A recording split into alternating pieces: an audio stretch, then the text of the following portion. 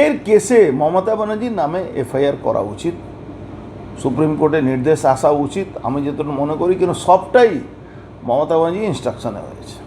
এর শেষ আছে, মমতা ব্যানার্জিকে জেলে যাওয়া উচিত, শেষটা এটাই হচ্ছে।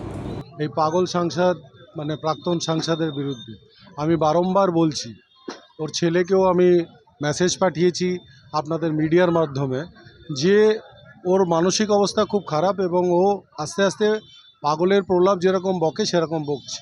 এটা কোথাকার কথা হতে পারে যে ও হঠাৎ করে বলছে অমুকের নামে এফআইআর করবো, তমুকের নামে এফআইআর। ওর নামে যতগুলো এফআইআর আছে সেই এফআইআরগুলোকে সঠিকভাবে উত্তর দিক।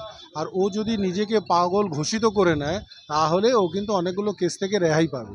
তো আমার মনে হয় যে ওর পরিবার এবং ওর নিজেরই এই পাগল ঘোষণা নিজের করে দেওয়া উচিত, কেন ও তো পাগলে প্রলাপ বকছে, মুখ্যমন্ত্রীর নাম নিচ্ছে, কখনো কারোর নাম নিচ্ছে, কখনো সাংসদের নাম নিচ্ছে।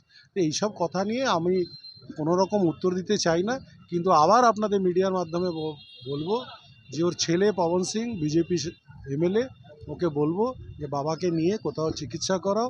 বাবার মানসিক অবস্থা খুব খারাপ, খুব ভেঙে পড়েছে, ওকে ইমিডিয়েট ওর ট্রিটমেন্ট দরকার।